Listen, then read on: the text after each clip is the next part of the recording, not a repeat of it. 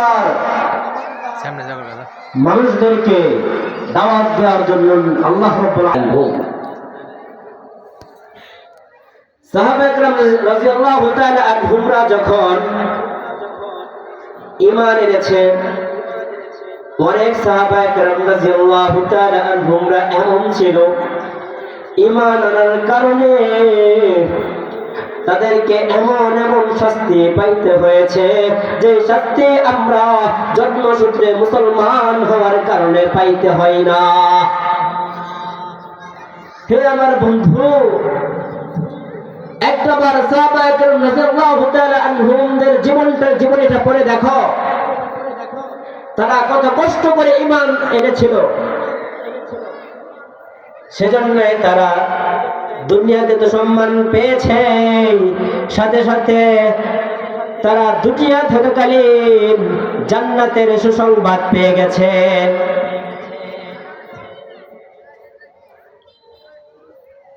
আমরা তো শত চেষ্টা করলেও সাহাবায়ে কেরাম রাদিয়াল্লাহু তাআলা আনহুমদের মতো নিজেদের জীবন গঠন করতে পারবো না। তবে আমাদেরকে চেষ্টা করে যেতে হবে যত দূর সম্ভব রাসূলুল্লাহ সাল্লাল্লাহু আলাইহি ওয়াসাল্লামের আদর্শ মোতাবেক চলতে হবে। সাহাবায়ে কেরাম রাদিয়াল্লাহু তাআলা আনহুমরা কেমন ছিল, তারা কতটা ভালোবাসতো নবীজিকে। তারা শুধু চিন্তায় থাকতো কখন আল্লাহ তাআলা নবীজির উপর বিভিন্ন ইবাদত, বিভিন্ন আমল প্রেরণ করবেন, সেই চিন্তায় থাকতো। কোন একটা আমল যদি কোন সাহাবী জানতে পারতো, তাহলে সে এত মনোযোগ সহকারে, এত পরমভাবে, এত সুন্দরভাবে সেই আমলটা করত। আর একটা বিষয় হলো, তারা নবীজিকে অনেক মানত। আজকে বর্তমান সময় সেই নবীর ওয়ারিসরা বর্তমান জামানার মধ্যে বিদ্যমান রয়েছে। নবী সাল্লাল্লাহু আলাইহি ওয়াসাল্লাম বলেছেন, ইন্নাল উলামা ওয়ারাসাতুল আম্বিয়া, নিশ্চয় আলেমগণ হলো নবীদের ওয়ারিস। বর্তমান সময় কিন্তু নবীর ওয়ারিসরা জীবিত আছে। তাই আমি আপনাদেরকে বলবো, কোনো সমস্যা হলে, কোনো প্রবলেমের মধ্যে পড়লে সর্বপ্রথম সেই প্রবলেমটা দূর করার জন্য যার থেকে পরামর্শ নেবেন সে হলো বর্তমান সময়ের নবীর ওয়ারিস আলেমরা। আলেমদের কাছে আসবেন, আপনাদের প্রত্যেকটা প্রবলেমের সলভ করার জন্য প্রত্যেকটা বিষয় আলেমদের কাছে আছে।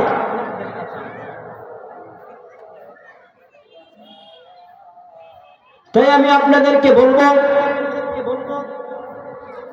আলেমদেরকে মুহাব্বত আর ভালোবাসবেন। আলেমদেরকে ভালোবাসা মানে নবী সাল্লাল্লাহু আলাইহি ওয়াসাল্লামকে ভালোবাসা। নবী সাল্লাল্লাহু আলাইহি ওয়াসাল্লামকে ভালোবাসা মানে স্বয়ং আল্লাহ রাব্বুল আলামিনকে ভালোবাসা। যে ব্যক্তি আলেমদেরকে ভালোবাসলো সে যে নবীজিকে ভালোবাসলো, আর যে নবীজিকে ভালোবাসলো সে যেন স্বয়ং আল্লাহ রাব্বুল আলামিনকে ভালোবাসলো।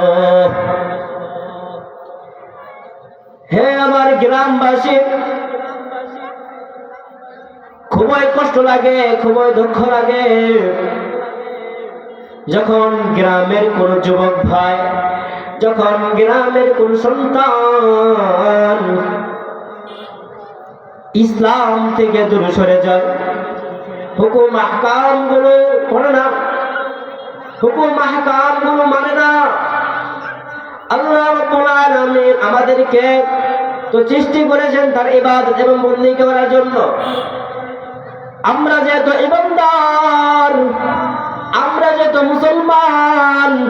মুসলমান হওয়ার সাথে সাথে প্রত্যেকটা মুসলিমাত, প্রত্যেক মুসলমান পুরুষ এবং নারীর জন্য, প্রাপ্তবয়স্ক নারী এবং পুরুষের জন্য 5 ওয়াক্ত নামাজ ফরজ হয়ে গেছে। প্রত্যেকটি পুরুষ এবং মহিলার জন্য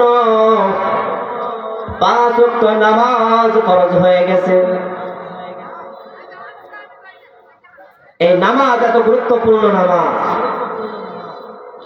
আল্লাহ রাব্বুল আলামিন বলেন, কোন ব্যক্তি যদি গুরুত্ব সহকারে ইহতিমামের সাথে 5 ওয়াক্ত নামাজ জামাতের সহিত আদায় করে, আল্লাহ রাব্বুল আলামিন তাকে 5টি পুরস্কার দান করবেন। 1 নম্বর পুরস্কার হলো, যে বিষয়ের জন্য আমরা সকাল থেকে সন্ধ্যা পর্যন্ত দৌড়াই, সেই বিষয়টা হলো রিজিকের অভাব দূর করে দিবেন। এই রিজিকের জন্যই তো আমরা খুবই পেরেশান হয়ে থাকি। অথচ আল্লাহ রাব্বুল আলামিন বলেন, কোন ব্যক্তি যদি গুরুত্ব সহকারে 5 ওয়াক্ত নামাজ জামাতের সাথে আদায় করে, আমি তাকে তার রিজিকের অভাব দূর করে দিব। বলেন সুবহানাল্লাহ। সুবহানাল্লাহ। নম্বর 2, আল্লাহ তাআলা তাকে কবরের আযাব মাফ করে দিবেন। যে ভয়ঙ্কর কবর, 3.5 হাত মাটির নিচে, থাকবে না কোনো বাতি, থাকবে না কোনো আরামদায়ক বিছানা, শুধু মাটির উপর থাকবো। যে কবর হলো 7 বিশ্বর কবর, সেই কবরের আযাব আল্লাহ রাব্বুল আলামিন মাফ করে দিবেন। নম্বর 2, বিদ্যুৎ গতিতে পুলসিরাত পার করে দিবেন। যে পুলসিরাত দিয়ে পার হওয়া খুবই কষ্টকর। পুলসিরাতের শীতটা হবে এমন, চুলের থেকেও সূক্ষ্ম, তরবারি থেকেও ধারালো। সেই পুলসিরাত আল্লাহ রাব্বুল আলামিন বিদ্যুৎ গতিতে পার করে দিবেন। নম্বর 4, আমলনামা ডান হাতের মধ্যে দিবেন। কিয়ামতের ময়দানে যার আমলনামা বাম হাতে চলে যাবে,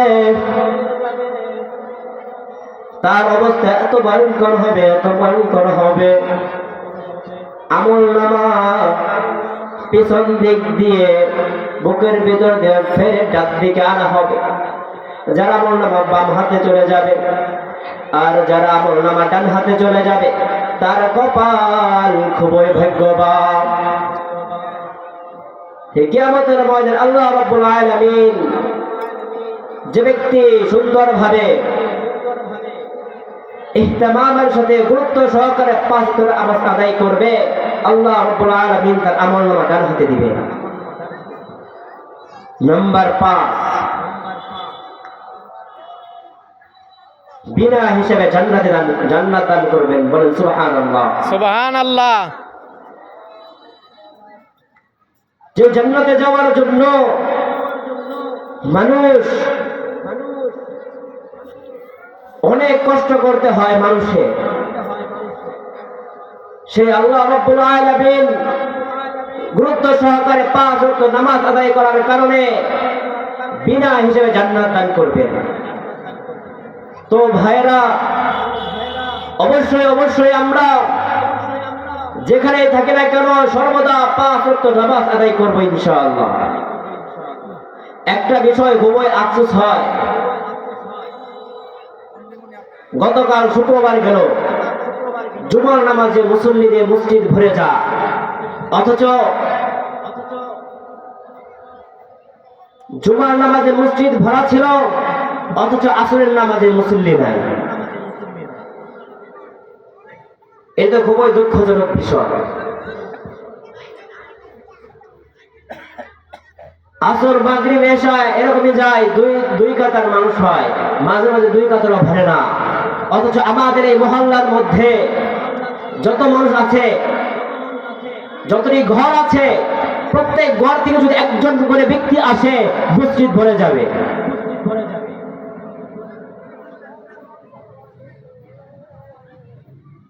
তাই আমি বলবো, হে আমার মায়েরা, হে আমার বোনেরা, আপনারা তো নামাজ পড়বেনই, সাথে সাথে আপনার সন্তান, আপনার ভাই, আপনার স্বামী, আপনার বাবা যে আসে না কেন, প্রত্যেকে নামাজের তাগিদ দিবেন।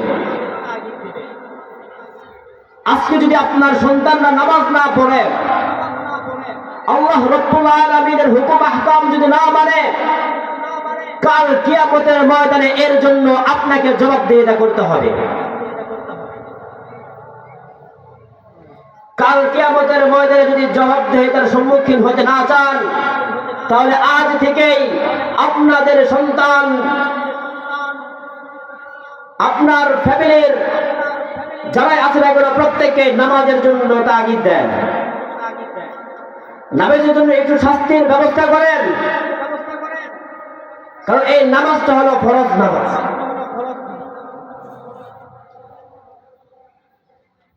কাল কিয়ামতের ময়দানে যদি আল্লাহ রাব্বুল আলামিন আপনাকে বলে, তোমাদেরকে তো সন্তান দিয়েছিলাম, সন্তান আমার হুকুম নামাজ কেন পড়লো না, আপনি কি জবাব দিবেন? কোন জবাব আছে? কোন জবাব নাই।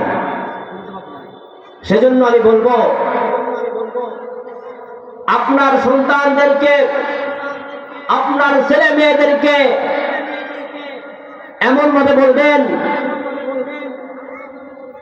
যে যদি আজকে ফজর নামাজ না পড়ো, তাহলে সকালের খাবার নাই। যদি আজকে জোহরের নামাজ না পড়ো, দুপুরের খাবার নেই। আসরে মাগরিব এশা যদি না পড়ো, তাহলে রাত্রের খাবার নেই। এরকম ভাবে বলবেন, দেখবেন আপনার ছেলে মেয়েরা অবশ্যই নামাজ পড়বে ইনশাআল্লাহ। আর যদি না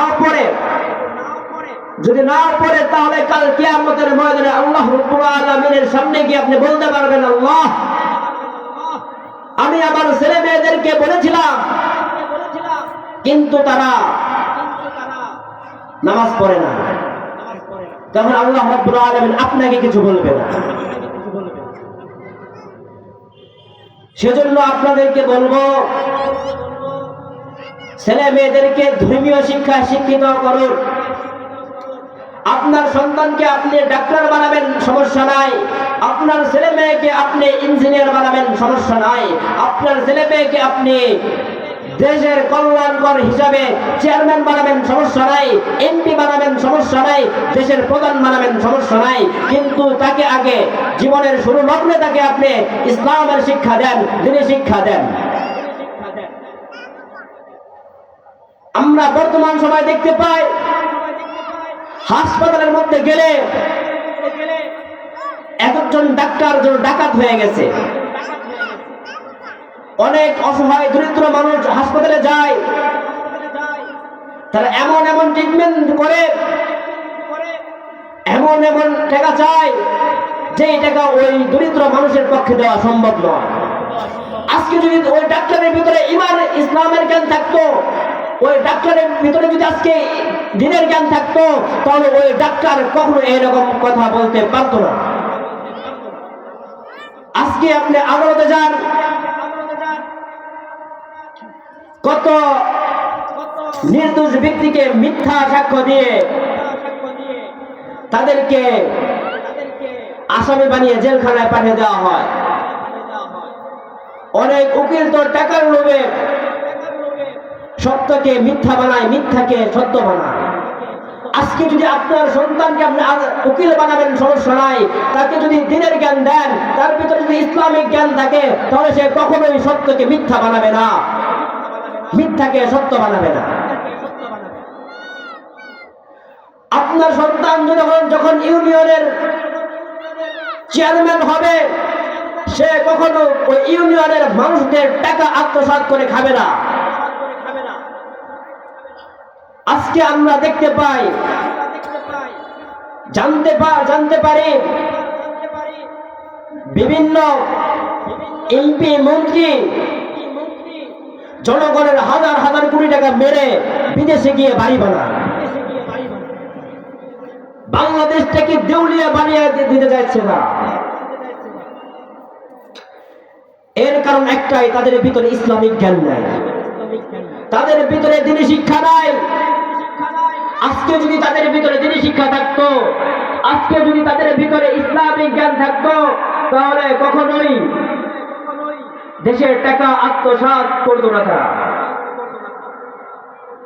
কখনো দেশ ছেড়ে দেশের টাকা পাচার করে বিদেশে গিয়ে বানানোর কথা চিন্তা করতো না।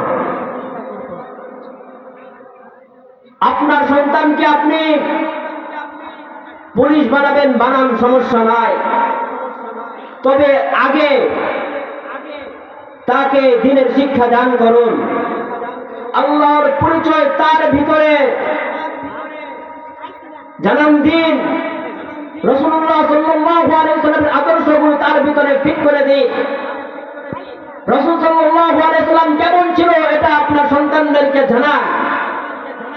নিজেরা আগে জানেন, তারপর আপনার সন্তানদেরকে জানাবেন।